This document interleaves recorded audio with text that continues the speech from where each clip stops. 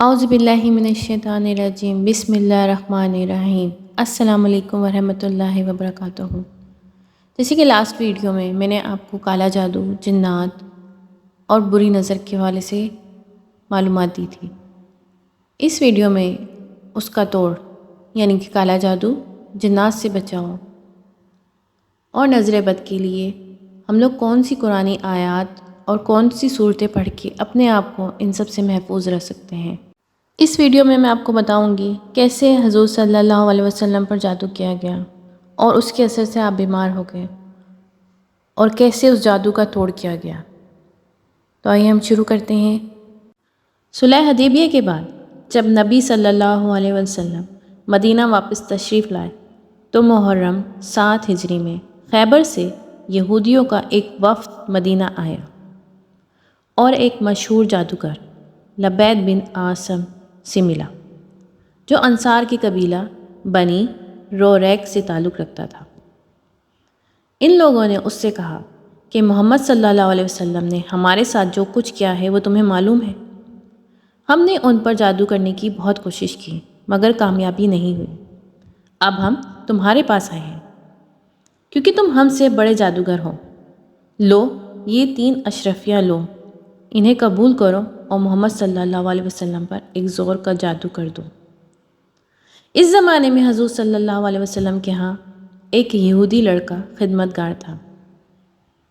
اس سے ساز باز کر کے ان لوگوں نے حضور صلی اللہ علیہ وسلم کی کنگھی کا ایک ٹکڑا حاصل کر لیا جس میں آپ کے منہ مبارک تھے۔ منہ مبارک بالوں کو کہتے ہیں۔ انہی بالوں اور کنگھی کے دندانوں پر جادو کیا گیا۔ بعض روایات میں یہ ہے کہ لبید بن عاصم نے خود جادو کیا تھا اور بعض میں یہ ہے کہ اس کی بہنیں اس سے زیادہ بڑی جادوگرنیاں تھیں تو اس نے ان سے جادو کروایا۔ بہرحال ان دونوں صورتوں میں جو صورت بھی ہو، اس جادو کو ایک نر کھجور کے گوشے کے غلاف میں رکھ کر لبید نے بنی روریک کے کنویں زروان کی تہہ میں ایک پتھر کے نیچے دبا دیا۔ اس جادو کا اثر نبی صلی اللہ علیہ وسلم پر ہوتے ہوتے پورا 1 سال لگا۔ دوسری ششمائی میں کچھ تغیر مزاج محسوس ہونا شروع ہوا۔ آخری 40 دن سخت اور آخری 3 دن زیادہ سخت گزرے، مگر اس کا زیادہ سے زیادہ اثر حضور صلی اللہ علیہ وسلم پہ ہوا وہ بس یہ تھا کہ آپ گھلتے چلے جا رہے تھے۔ کسی کام کے متعلق خیال فرماتے کہ وہ کر لیا ہے مگر نہیں کیا ہوتا تھا۔ اپنی ازواج کے متعلق خیال فرماتے کہ آپ ان کے پاس گئے ہیں مگر نہیں گئے ہوتے تھے، اور بعض اوقات آپ کو اپنی نظر پر بھی شبہ ہوتا تھا کہ کسی چیز کو دیکھا ہے مگر نہیں دیکھا ہوتا تھا۔ یہ تمام اثرات آپ کی ذات تک محدود رہے، حتیٰ کہ دوسرے لوگوں کو یہ معلوم تک نہ ہو سکا کہ آپ پر کیا گزر رہی ہے۔ رہی آپ کے نبی ہونے کی حیثیت تو اس میں آپ صلی اللہ علیہ وسلم کے فرائض کے اندر کوئی خلل واقع نہ ہونے پایا۔ کسی روایت میں یہ نہیں ہے کہ اس زمانے میں آپ قرآن کی کوئی آیت بھول گئے ہوں یا کوئی آیت آپ نے غلط پڑھ دی ہو۔ آپ کی حیثیت نبوت اس سے بالکل غیر متاثر رہی اور صرف ذاتی زندگی میں آپ اپنی جگہ اسے محسوس کر کے پریشان ہوتے رہے۔ آخرکار ایک روز آپ حضرت عائشہ کے ہاں تھے کہ آپ نے بار بار اللہ تعالیٰ سے دعا مانگی۔ اسی حالت میں نیند آ گئی اور پھر بیدار ہو کر آپ صلی اللہ علیہ وسلم نے حضرت عائشہ رضی اللہ عنہ سے کہا کہ میں نے جو بات اپنے رب سے پوچھی تھی وہ اس نے مجھے بتا دی ہے۔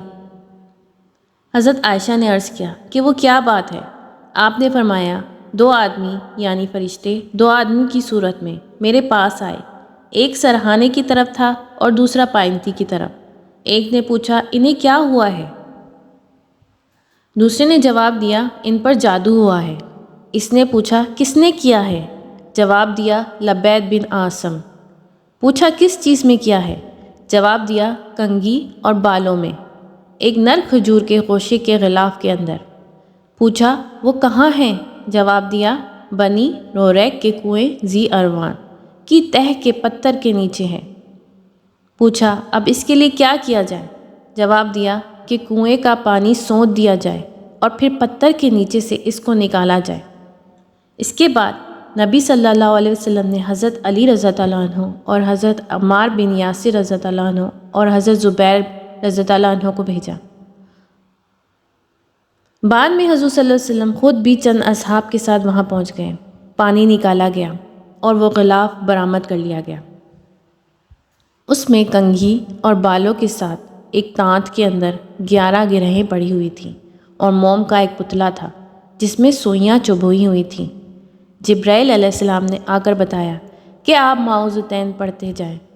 چنانچہ آپ ایک ایک آیات پڑھتے چلے گئے اور اس کے ساتھ ایک ایک گرہ کھولی جاتی اور پتلے میں سے ایک ایک سوئی نکالی جاتی رہی۔ خاتمے تک پہنچتے ہی ساری گرہیں کھل گئیں، ساری سوئیاں نکل گئیں اور آپ جادو کے اثر سے نکل کر بالکل ایسے ہو گئے جیسے کوئی شخص بندھا ہوا تھا، پھر کھل گیا۔ اس کے بعد آپ نے لبید کو بلا کر باز پرس کی۔ اس نے اپنے قصور کا اعتراف کر لیا اور آپ نے اس کو چھوڑ دیا، کیونکہ اپنی ذات کے لیے آپ صلی اللہ علیہ وسلم نے کبھی کسی سے انتقام نہیں لیا۔ اس کے بعد سے رسول اللہ علیہ وسلم ہر رات کو سوتے وقت اور خاص طور پر بیماری کی حالت میں معوذتین یا بعض روایت کے مطابق قل هو اللہ احد اور معوذتین 3 مرتبہ پڑھ کر اپنے دونوں ہاتھوں پر پھونکتے اور سر سے لے کر پاؤں تک پورے جسم پر جہاں جہاں تک بھی آپ کے ہاتھ پہنچ سکتے تھے انہیں پھیرتے تھے۔